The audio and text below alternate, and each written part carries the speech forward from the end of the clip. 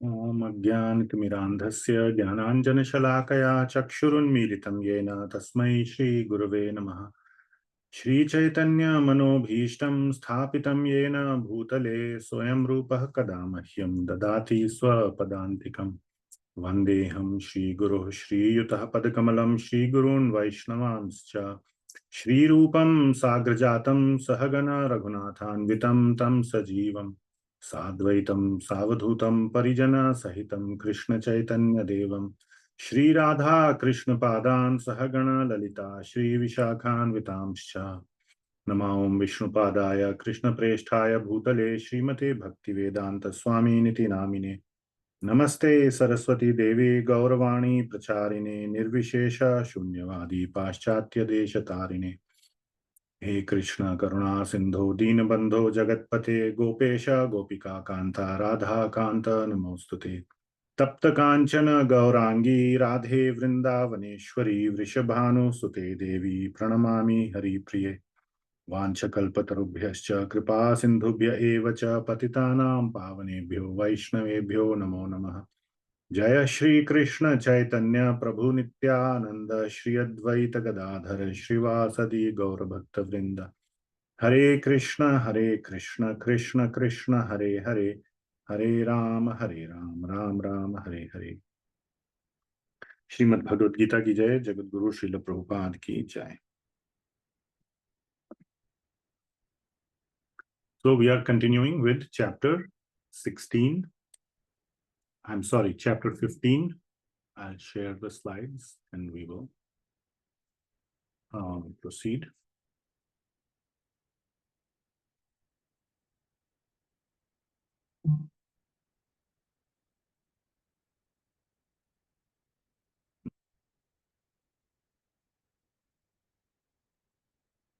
I hope you can see the slides.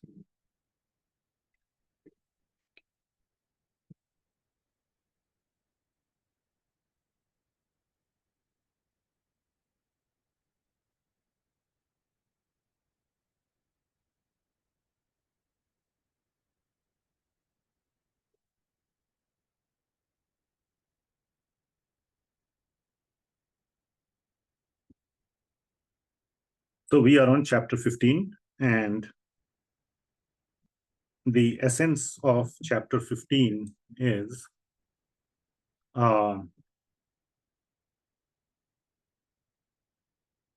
that how the jiva got entangled, and more importantly, what is the inspiration to get out.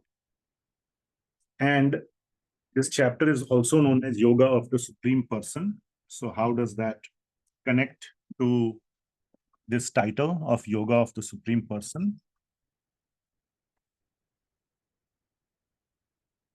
It connects to the title of the Yoga of the Supreme Person because when we know Bhagawan, who is Bhagawan, then we can have some inspiration to get closer to him and develop that higher taste that this material world in which we are entangled is not so nice. There is already some semblance or some recognition within everyone that this material world is a place of some misery or distress.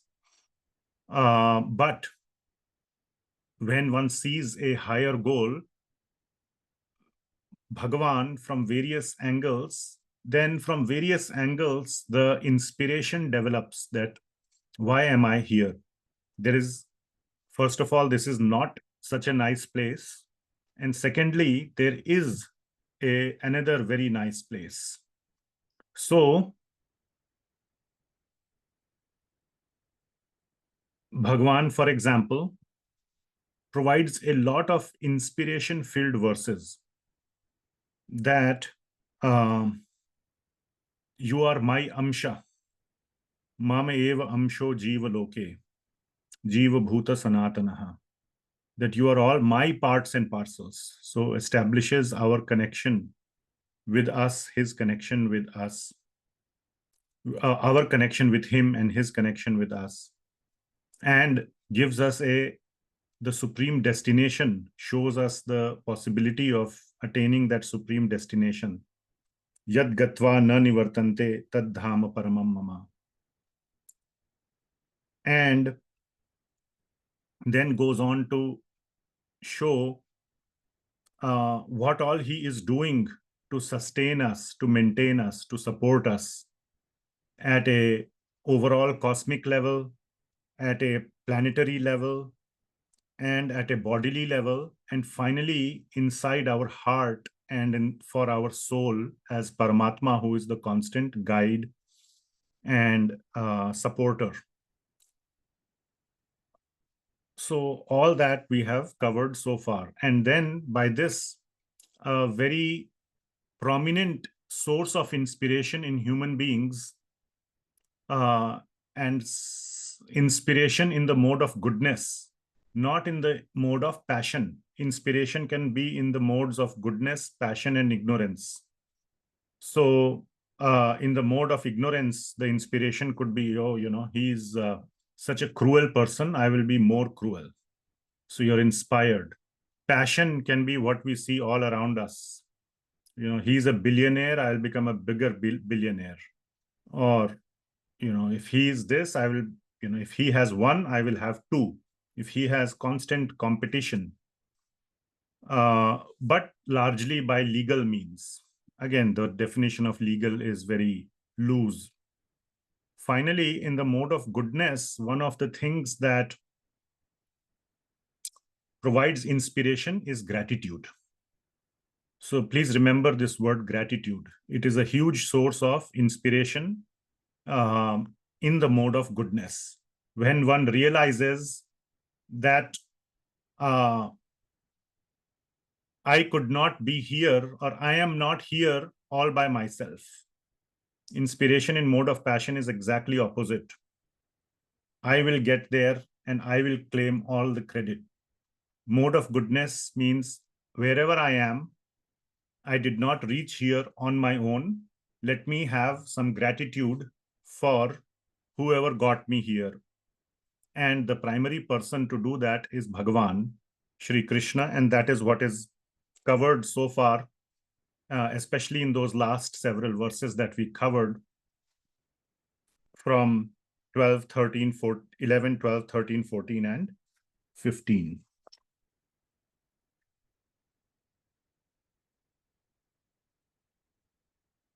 So now we will start from 16. That's where we left off. Okay, and for those of you, so we will be completing chapter 15 today. And I don't anticipate taking the full class for chapter 15. So we will start chapter 15. I will start it in a new recording. So I will stop recording and start again, but we will not do Mangalacharan again, or we could, just so that it is a separate video file and it can be easily recorded and separated from chapter 15. So don't drop out. So chapter 16, all of you, please have your books. Very, very important. Please follow along if you really want good benefit from these classes. Okay, I'll switch to the, I can just flip through the slides. Okay, 16 to 18. So we will start at verse number 16.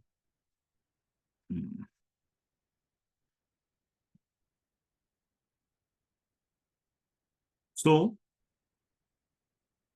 the inspiration part as to what Bhagavan has done for us has been covered till verse number 15. Very famous verse. Sarvasya chaham hridi sannivishto mattah smriti jnanam apohanam cha vedaischa sarvair aham eva vedyo vedanta krid vedavid eva chaham.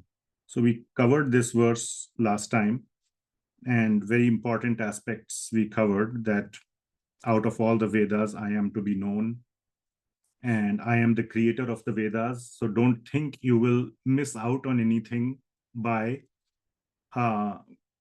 not going into the Vedas.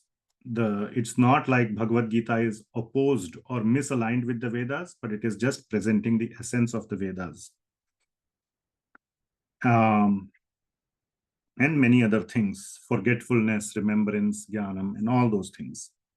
So now, once there is this gratitude for Bhagawan and this inspiration for Bhagawan, now Krishna will show two things to complete the chapter.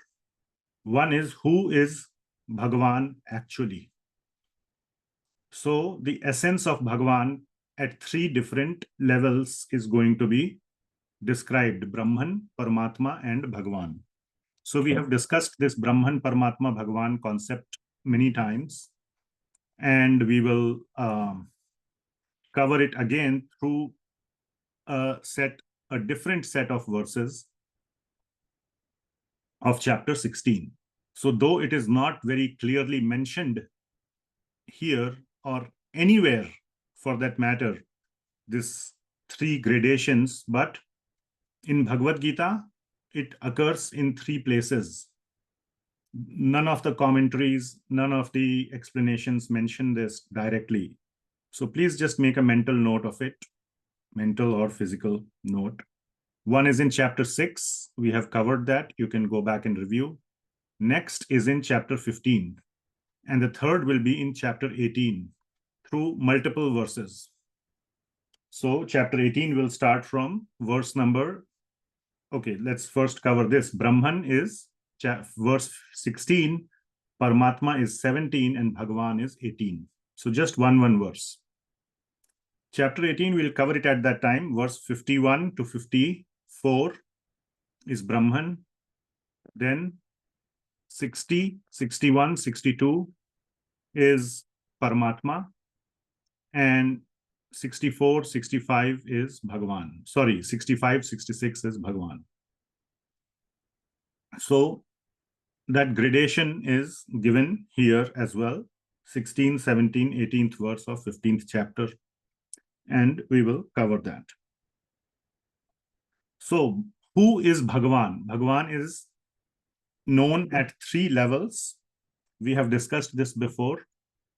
So Brahman, Paramatma, and Bhagavan. We discussed this. Brahman is the impersonal level, all pervading. We can feel him. We can sense his all pervadingness if we have jnana chakshu, if we look with wise eyes, not like I am the Lord and I am the proprietor, I am the owner of this planet. No, then we will miss it.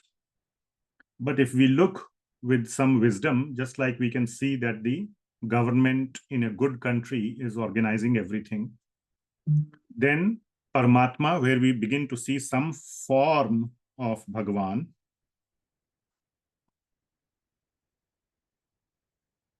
but not the complete form, and finally the personal form. So where you get up close with Bhagavan. So impersonal, some form, and personal interaction with Bhagavan. So these are the three levels. And Brahman, Paramatma, and Bhagavan. Those are the three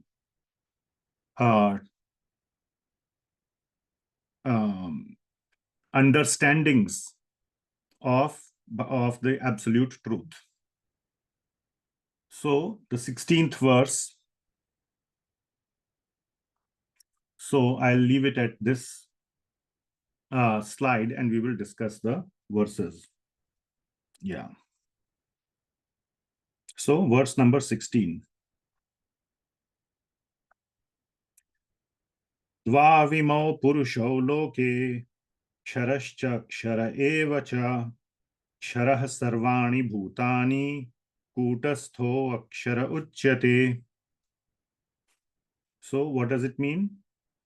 So dvav imau purushau loke, that in this loka or in this world, there are two types of, or not in this world, but yeah, in all of the entire cosmic world creation, there are two types of beings, dvav, and kṣara and akṣara. which means kṣaraḥ means one who is fallible or who falls down or who has faults, is kṣaraḥ. And infallible or one with no faults or completely spiritual is akṣaraḥ. So one is material, kṣaraḥ, and one is akṣaraḥ, who is not material or without a material body. So everyone, kṣaraḥ sarvani bhutani. So in the material world, every living entity is fallible because they are conditioned. They have a material body, and the material body is conditioning itself. And akṣaraḥ, kūtastho akṣara uchyate. So in oneness, kūtastho, if you look at the word by word meaning, it is oneness, in oneness, which means those who have attained liberation or Brahman realization in oneness, that is called akṣara uchyate. They are infallible. So they don't fall down. Same concept as yad gatva na nivartante tad dhama paramam mama. Though that is talking about Bhagavan's dhama, but even Brahman, nobody falls down from the Brahman realization either. Kūtastho akṣara. Akṣara means infallible. So the translation is, there are two classes of beings, the fallible and the infallible. In the material world, every living entity is fallible, and in the spiritual world, every living entity is called infallible. So basically, this is talking about the presence of a spiritual world, though it is not directly talking about Brahman, but the word kūtastho means in oneness. So that is the reference to Brahman. But you can also, acharyas also interpret this verse as the difference between the material world and the entirety of the spiritual world. Text number 17. Uttamaha purushastvanyah Paramatma itya udahritah yo lokatrayam avishya bibhartya avyaya ishvaraha. So now, very important word is but. Every verse that has a tu or a tva, so that is uttama purushas tva anyah. So you have to take the whole Bhagavad Gita, look up this word tu, or wherever there is a tu. Now in Sanskrit, when it is combined sandhi with others, it becomes tva many times. You should mark all those verses as very important. Okay, so tu means but. And what is the but here? Anyaha, there is someone who is separate. Uttama Purush, that means there is a topmost. Uttam means topmost, or Uttam means can be the best, whatever you can call Uttam. So there is a Uttam Purusha who is separate from these other which have been described in the previous verse. Who were described in the previous verse? kṣaraḥ and akṣaraḥ. So the living entities in the material world and those living entities who are in the spiritual world, they are still living entities other than these two, anyaha.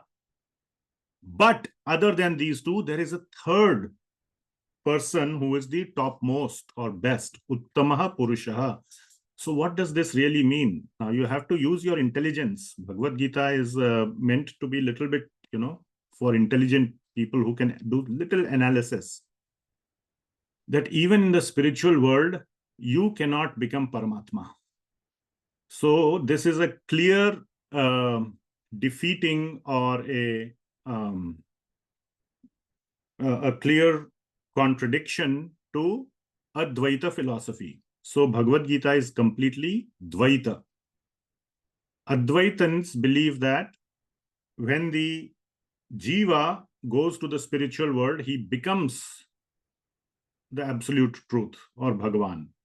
That is one class of Advaitins, or majority of them believe that. I do not know how they would explain this direct line, Uttamaha Purushastva Anyaha Paramatma iti Udahrita, and he is called Paramatma. So other than these two, there is a Uttam Purush. There is a best person, or you can say topmost person, whose name is Udahrita, he is called as Paramatma. Yo lokatrayam avishya bibharti avya ishvaraha. And this Paramatma, he has yo lokatrayam avishya. Avishya means entered. Trayaloka, all the three worlds, which means the material world, upper planets, middle planets, and lower planets. So Trayaloka is known as the three worlds or the material world. So Paramatma enters the material world to do what? Bibharti.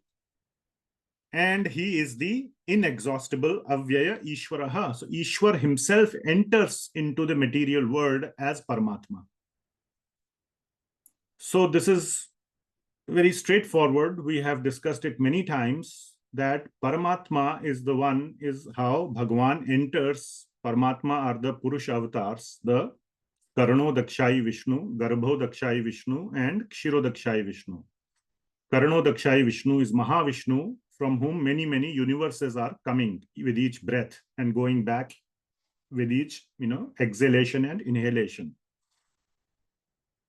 Garbho Dakshai Vishnu, in each of those universes, that Vishnu again enters, and he is the one who is lying down on Ananta Shesh, and from whose navel Brahmaji is coming from a lotus.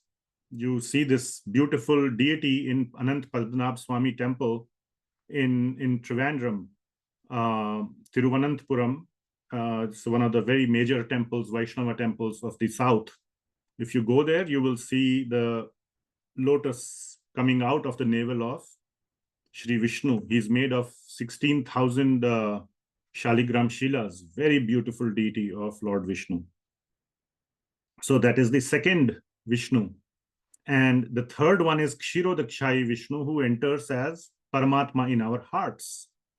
So the Paramatma of entire cosmic creation is Mahavishnu or Karno Dakshai Vishnu. The Paramatma of every single universe is Garbho Dakshai Vishnu. And Paramatma of every living entity and non-living entity, every particle, is Kshiro Dakshai Vishnu. So that is how he enters and maintains everything. Sutre Manigana Iva, just like a thread enters into the pearls or pearls, and maintains them, keeps them intact in a necklace or in a garland. So that is the meaning of, so Paramatma is maintaining the entire universe by entering. So that is Paramatma. And he has a form, like I have shown you here, the four-handed Chaturbhuj form. Yes, Raj Vidya Prabhu. Krishna Prabhuji, the question, the kṣaraḥ and akṣaraḥ, is it the same as nitya baddhah, nitya mukta? So yes, you can say that, but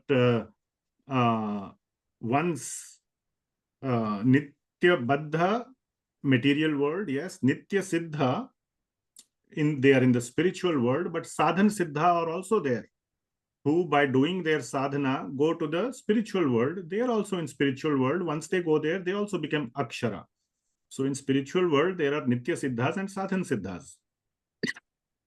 Okay. Nitya baddhas, yes, we are all in the material world. There are no siddhas in that terminology.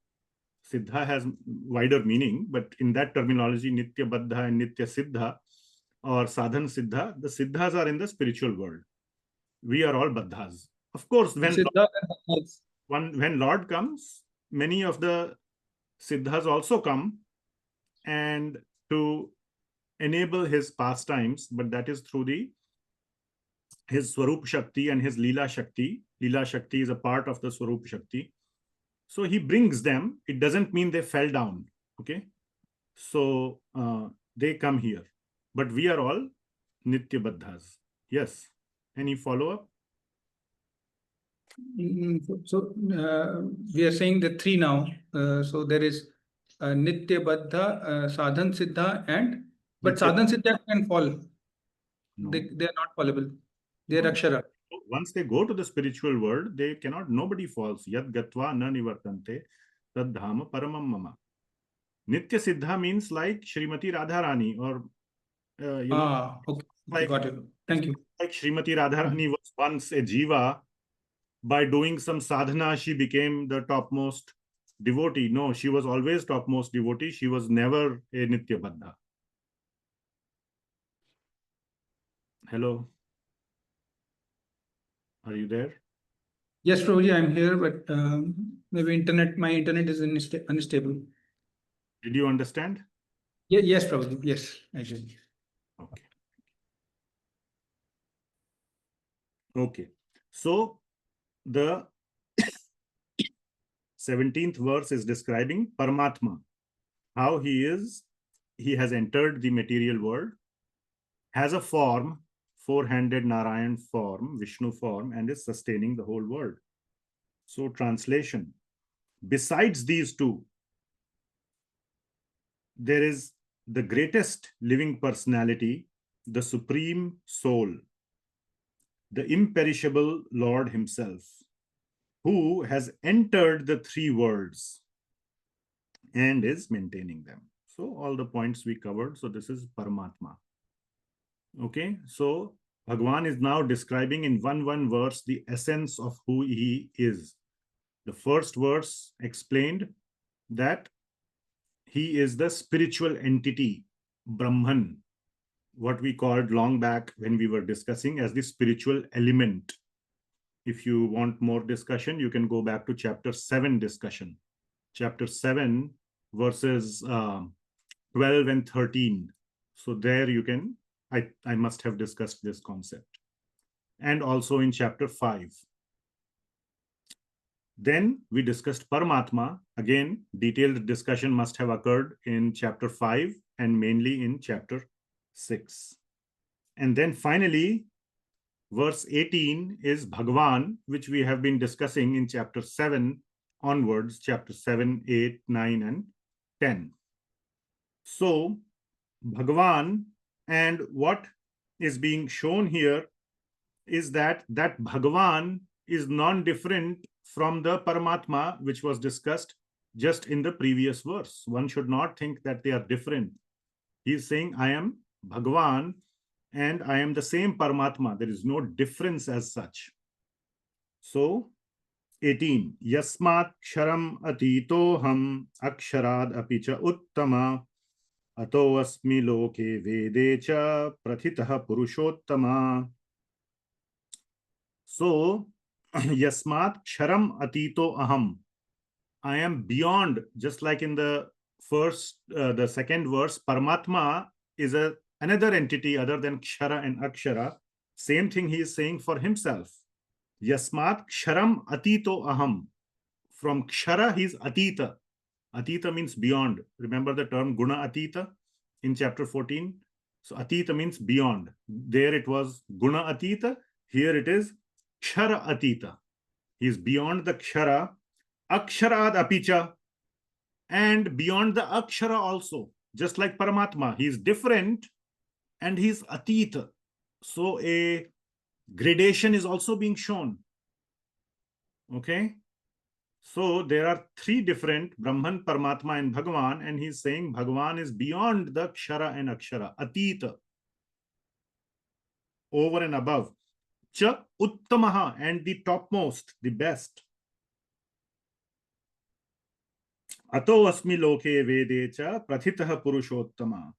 And therefore, in all the words and all the Vedas, he is known as Prathitaha, means he is glorified as, he is worshipped as Purushottamaha. Therefore, this chapter's name is Purushottam Yoga. So he is the Purusha Uttama. He is a Purusha Uttam, the supreme personality, Bhagavan.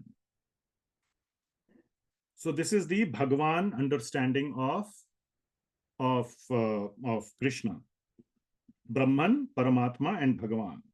So because I am transcendental, this is the atita, beyond both kṣara and akṣara. So that's what is beyond kṣara, beyond akṣara. And because I am the greatest, uttamaha, I am celebrated in the world and in the Vedas. Loke vede cha, both in the Vedas and the all the worlds. Pratitaha, he's celebrated as that supreme person. So this is Purushottama. So this is Purushottam Yoga chapter, or the glories of Purushottam or Sri Bhagavan. So with this knowledge, so now in these 3 verses, Krishna has described who he is. He has given the very, this 3 verses are expanded in more detail throughout the Bhagavad Gita, starting from chapters 3, even in 2, all the way from 2 to till right here. It's an expansion of these 3 forms of Bhagavan: Brahman, Paramatma, and Bhagavan. Now comes the understanding. So that's not enough. Krishna is going a little bit ahead. He's not just saying who I am, what should we do? He's telling us what to do. So, it's a little, you have to be a little shameless as a father. I have done all this for you. I am your father. Now, please give me your love. I feel I wouldn't say that to my child. I would just want to say, hey, I have done all this. I may not even want to say that. But therefore, you should love me seems a little, you expect the other person to understand it. But in this case, Bhagavan is being very, he's leaving nothing to doubt. We are so foolish and so idiotic and so corrupt in our minds, we, not Arjuna, we, that he has to stoop down to the level to say, therefore, please love me. So that is what he is doing in this 19th verse. What is our reciprocation towards him? Knowing what all he has done for us and who he is. That whole thing has been covered in this chapter. That's what we started today's discussion with. And now he is telling what he expects, not expects as a reward or as a price, but it is his request from us. Yo mam evam asammudho janati purushottamam. So, yo mam evam asammudho janati. So, one who really understands, asammudho means without any doubt. Very clearly one understands this. Yo mam, who understands me, mam janati. Janati matlab janana, to know. Janati purushottamam, who knows me, the Purushottam, who knows it in tattva. So this word also comes tattva. Veti tattvaha, tattvataha, one who knows me in essence. So here also the same way. Mam janati asammudho. What does he do? 2 lines, very important lines. These 2 lines, last 2 lines of 19th verse are saying bhakti. One should do bhakti. And what is it? Sa sarvavid bhajati mam. Sarva bhavena bharata. So sa sarvavid is also talking about Bhagavan, that one who knows me as the sarvavid, as Bhagavan, bhajati mam. What does he do? He does my bhajan. Bhajan doesn't just mean singing bhajan as we normally know. Bhajan means all the actions, all the activities of bhakti.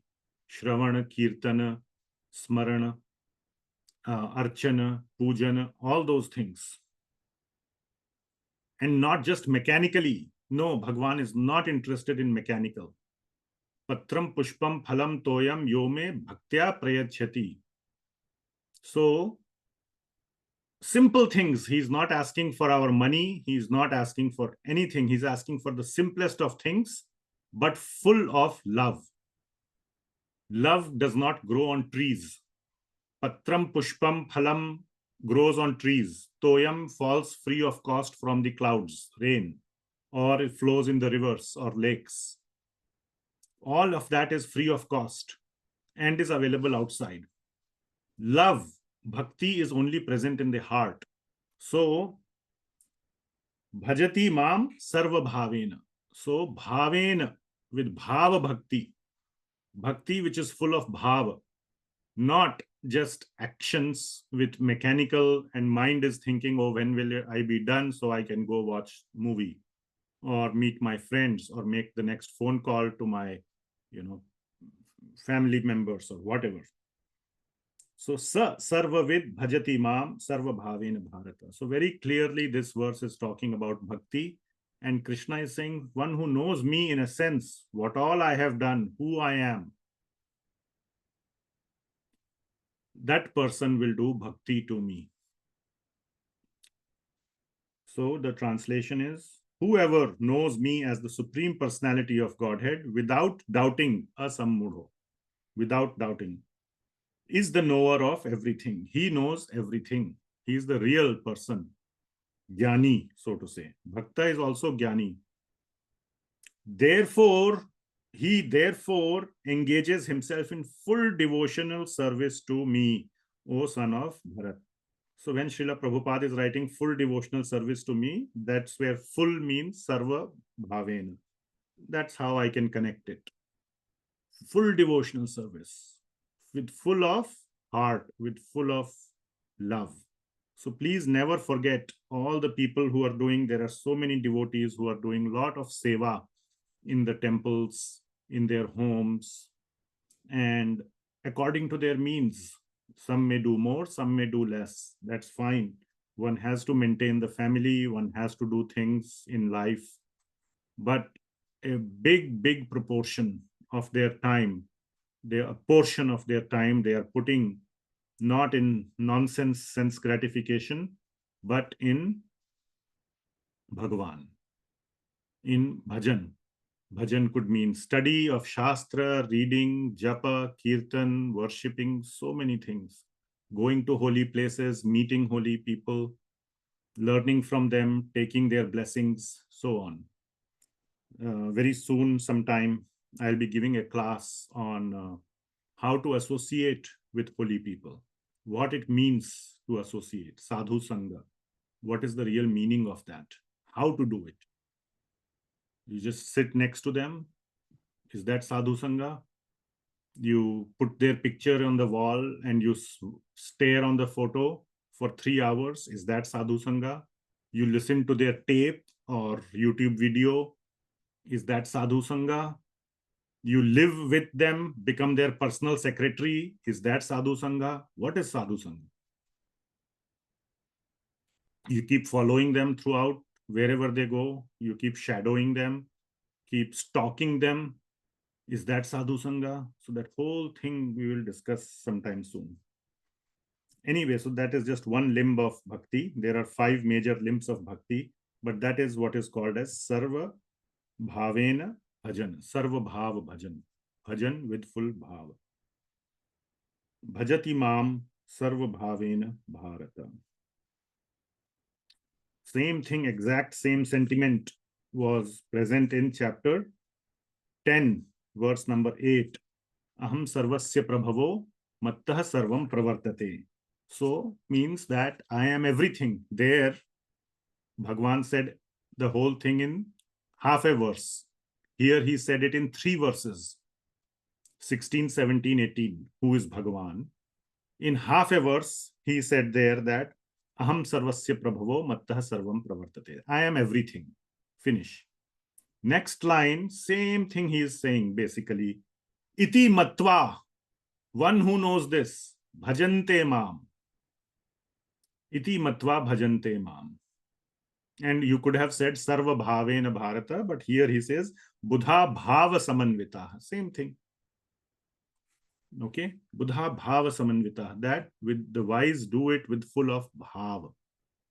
Their bhajan. So bhava bhajan. Please remember this word bhava bhajan.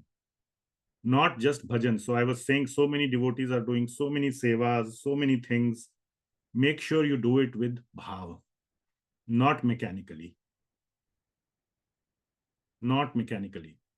That, okay, I was told we have to go to Vrindavan. Okay, going to Vrindavan. But the consciousness is, oh, here is the best restaurant in Vrindavan. How to get there on time before the crowd, how to order the best items, doing search, asking friends, hey, in this restaurant in Vrindavan, what item is the best to eat?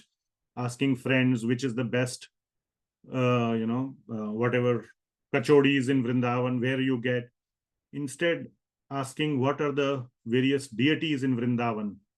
What are the significance of the deities? Who are the acharyas? Who are the Goswamis who were connected to these deities? Putting the consciousness in that rather than doing all this material consciousness, even you're taking it to Vrindavan. Or some people I met came from Vrindavan. Their whole description was not about the absorption in Vrindavan, but oh, it was so dirty. There were pigs, there were dogs, monkeys are so bad, they steal your glasses. And all the consciousness was, like, oh my God, I'm never going to Vrindavan. It's so painful. Okay. So then one misses the point. So the bhāva has to be developed. And bhāva develops once there is the development of inspiration. One of the method or one of the things is gratitude. So developing the bhāva through gratitude. And that is a longer process. You cannot develop bhāva after you reach Vrindavan. You have to develop it before. And when I'm saying Vrindavan, that's just one seva of going there. Tirth Yatra is a seva.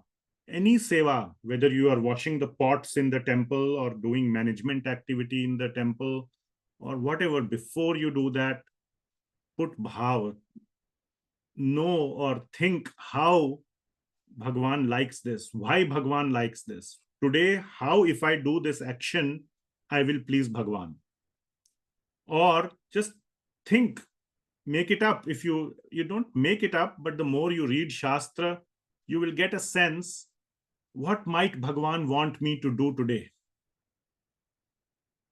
When you are cleaning or doing anything, think, if Bhagawan were to show up right now, would he think, what a disappointing devotee? He will never punish. Devotees are always appreciated by Bhagavan, but we also have the onus of thinking, will Bhagavan think, ऐसे भी लोग होते हैं, चलो ठीक है, it's okay, we'll accept all devotees, but he should think, wow, this is the nicest devotee. That we should think on us, that Bhagavan should think, yes, he is such a nice devotee, instead of thinking, oh, he's always cutting corners. So like that. That is called Sarva Bhaven or Bhava Yukta Bhakti.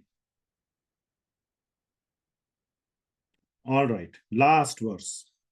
So 20th. So 19th verse, very, very important. What should we do? Sorry, I didn't advance it. So what should a person with divine knowledge do? It is bhakti. So here we see nice picture of Srila Prabhupada thinking of Krishna while doing kirtan. So last verse, that this is the most confidential knowledge of the Vedas. So Vedas contain a lot of knowledge, and Vedas are Shastra. There's so many Shastras. Smriti and Shruti are the two main categories. And then within the Shrutis, there are the Vedas. Within the Vedas are Upanishads and Vedanta and so on. And then there are the Smritis, the Puranas, Itihasas, etc. So among all these things, the most confidential part of the knowledge is this, what has been discussed. And I will explain what this means. So let's look at the 20th verse. Iti guhyatamam shastram idam uktam maya nagha etad buddhva buddhiman syat kritak kritya cha bharata. So iti guhyatamam shastram. This is the most confidential part of the Shastras. Idam uktam maya nagha. By me, anagha means Arjuna, the sinless one, Arjuna. Iti uktam maya. that I have said it above.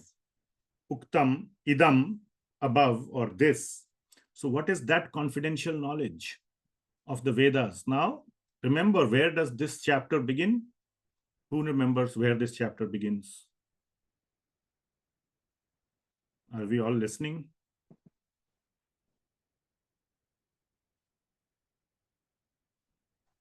The roots, the inverted tree.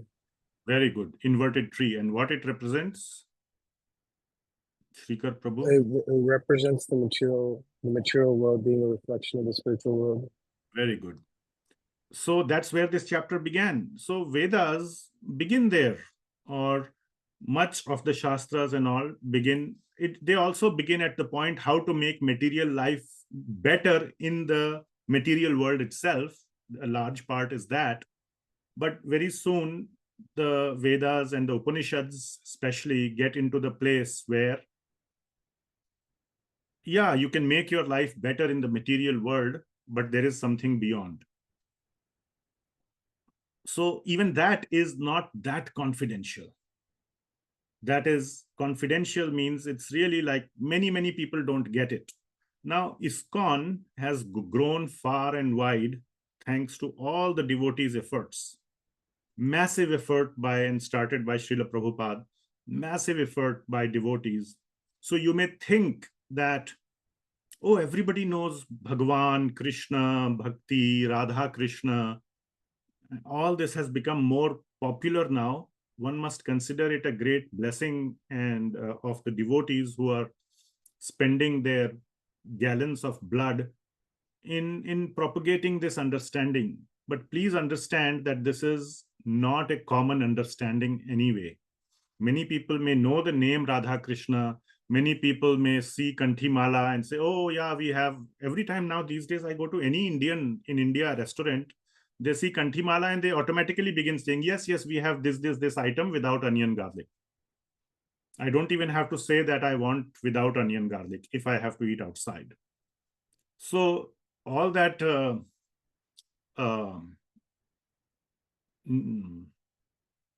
understanding that spreading has occurred, do they really understand that simply by bhakti, one can get the same and even higher benefits than moksha, than doing tapa, than doing karma like dan, etc.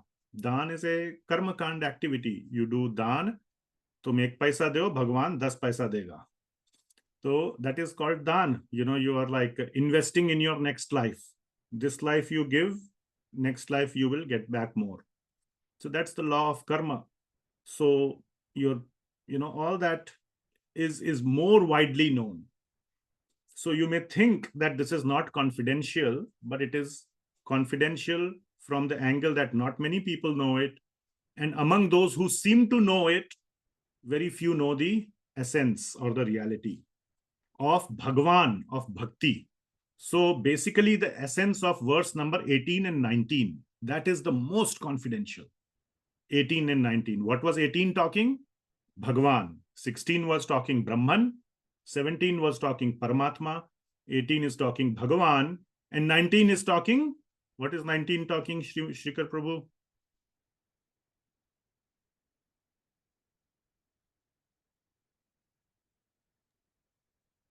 Sorry, Prabhu. I have to check. I wasn't 19 is talking. So Brahman, Paramatma, Bhagawan, and Bhakti. So among that, 18 and 19 are the most confidential. Bhagawan and his Bhakti. All right. So that is the most confidential, but otherwise one can also say the entire 15th chapter is also confidential, but most confidential within that is Bhagawan and Bhakti. All right. So that is iti guhyatamam shastram idam uktam mayanagha etad buddhva buddhiman syat krita kritya cha bharata. That the last 2 lines means those who understand this. Etad buddhva.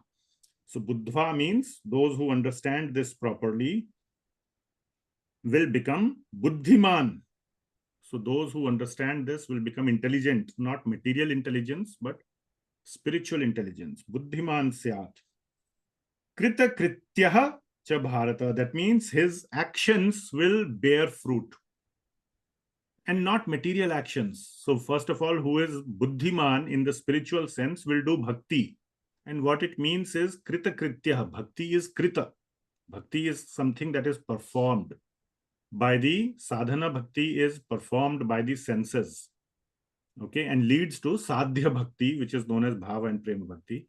So anyway, bhakti is a verb. I can say, Shrikar Prabhu, are you doing bhakti? And he will say, yes, I am doing bhakti. He does nice kirtan. That is bhakti. So doing, so bhakti is a verb.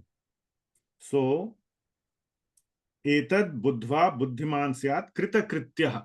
So the activities that one does, and in a buddhiman person, spiritually buddhiman person will do bhakti, and his bhakti will bear fruit, which means it will lead to his sadhan bhakti will lead to sadhya, which means gradually one will progress to bhava bhakti and prema bhakti. That is the end of chapter 15. So knowledge plus action. So the Shastras, among that the Vedas, and this understanding what I said, the 15th chapter overall, and within that 18th and 19th verse. All right, that is Bhagawan and Bhakti. And the actions of an intelligent person who realizes this, and the actions of such a person will be what? Not to go out and kill people or just do passionate things like earn money, paisa, paisa, paisa, but he will do bhakti, bhakti, bhakti, and he will become successful, which means he will become a great devotee. All right, that brings us to the end of chapter 15. Any questions? All right. So, Prabhu, I have a question. Okay. Is it possible that the previous acharyas, like Rupa Goswami, Sanatana Goswami, they're nitya siddhas, but can they reincarnate, or not reincarnate, but do they come back to the material world? So they are nitya siddhas, of course, as Rupa Manjari and Manjari and so on. And the fact that they came as Rupa Goswami is they came here not because they fell down or anything, because Bhagawan wanted to bring them here to do his job, and the job given to the Shad Goswamis were so many. Echai Gosai, you're such a Radha Krishna, Nitya Lila Koila Prakash. Prakash. So that was one of the jobs to rediscover and reestablish. No, what I was asking is that will they again come within this Yuga cycle? Like, will they come, like they already, like, will Rupa Manjari again come as another, potentially come as another? Shastra. It's not mentioned in Shastra, but they could come. There are infinitely many incarnations of Bhagavan. And Bhagavan, whenever he comes, he may choose to bring certain associates with him here out of his Yogamaya Shakti, his Swarup Shakti, which is Yogamaya, out of which is the Leela Shakti is one, to perform his Leelas and for various reasons. So it may come, but it's not, I don't know if it's documented anywhere. My understanding, it is not. Okay. Thank you, Purush. People say that. Yeah, my wife is saying that sometimes it is said that Srila Vishwanath Chakravarti Thakur is a reincarnation of Sri Rupa Goswami. I don't know. I have not read. Really? She's telling me, but it's not true. It's not true. So one may hear statements like that. We go by this book or this work by Sri Kavi Karnapur called Gaura Uddesha Deepika. Gaura Guna Uddesha Deepika. So all the associates of Bhagavan came for a specific purpose in Gaur Leela. That's the meaning of the work, Gaura Gauna Desha Deepika. And in that it is given who all are these associates in Gaur Leela. They actually are, what is their identity in the spiritual world. So Sri Rupa Goswami is Sri Rupa Manjari. Yeah. Nitin, So if it's not mentioned in Gaur Ganesh Deepika, then Gaur Gaunadesh Deepika is specific to Gaur Leela. okay. There may be unmentioned in appearances of these personalities for specific purposes in the future. The Shastra does not preclude that they can never come. That's not written. If they come, their predictions are not made in the Shastra. Some predictions are made and some are not. So we cannot say. Okay. Okay. Yeah. Thank you so much. Yes, Nitin Prabhu. Hare Krishna, Prabhu. So, Prabhu, if we see that, whenever Krishna declares that I am the Supreme Lord, and in 7th chapter also he said, this is the most secret knowledge. And here also it is the same way. Is it just the context because he was in this world and many people thought of him as a normal person, and that's why he tells Arjun that I am actually the Supreme Lord and keep his secret, or it is much deeper than that? So there are many levels of secrets, as you know. In companies also you have secret, top secret, and whatever, top secret, right? So there are levels of confidentiality. So in 7th chapter, Krishna has nowhere said that this is confidential. Only it is said in 9th chapter, Rajguhyam. So that is the first time that Guhya aspect is coming, and that is coming in the 9th chapter. And the title also is Most Confidential Knowledge. And there, the confidential part is Bhagawan, the Bhagawan aspect of the absolute truth. Remember, Brahman, Paramatma, Bhagawan. So Bhagawan aspect and Bhakti. Bhakti being the best way to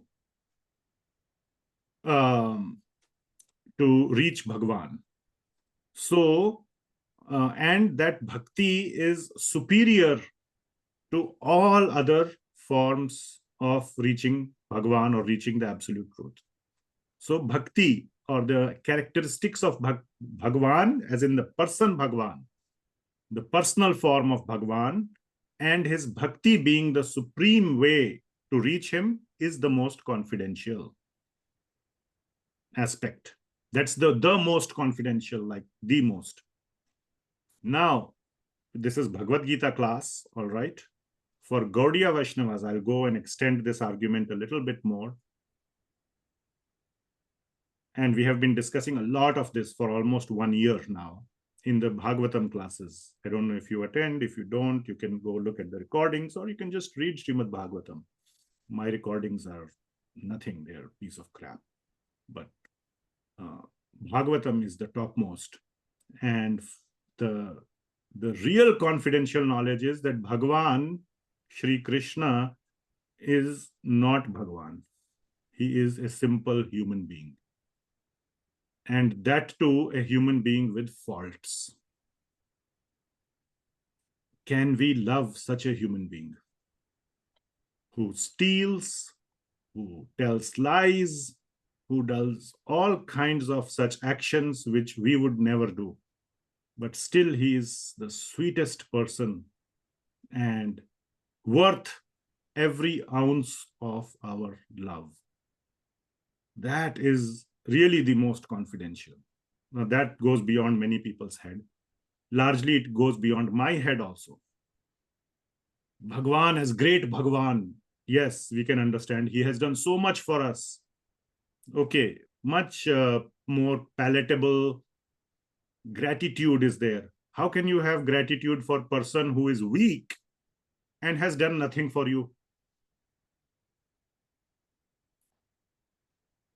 That is the most confidential and most baffling. And many people are struggling to come to terms with that.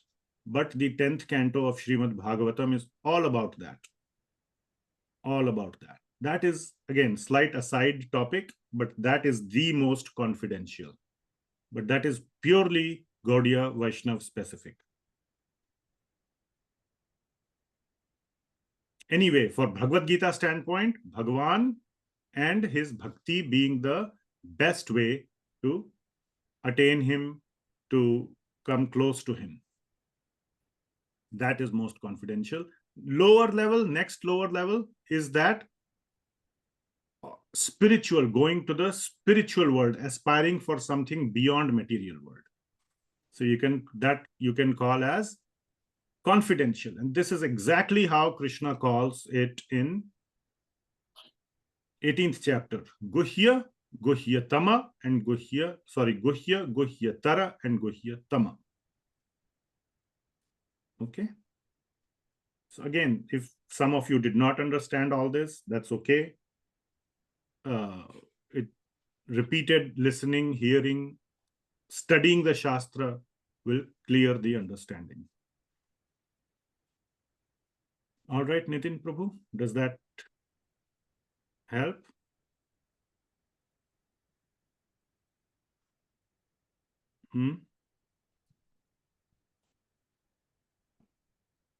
Sorry, I muted and couldn't unmute. Yes, Prabhuji, that is helpful, Prabhuji. Thank you, Prabhuji. Okay, I don't see any more hands and questions. So we will end the chapter 15 here. I will stop the recording. We will restart the recording. So please stay here and we will start chapter 16. We'll do Mangalacharan again. No harm in doing Mangalacharan as many times. It is Krishna Kirtan. So Hare Krishna, Srila Prabhupada ki Jai. I'll stop the recording.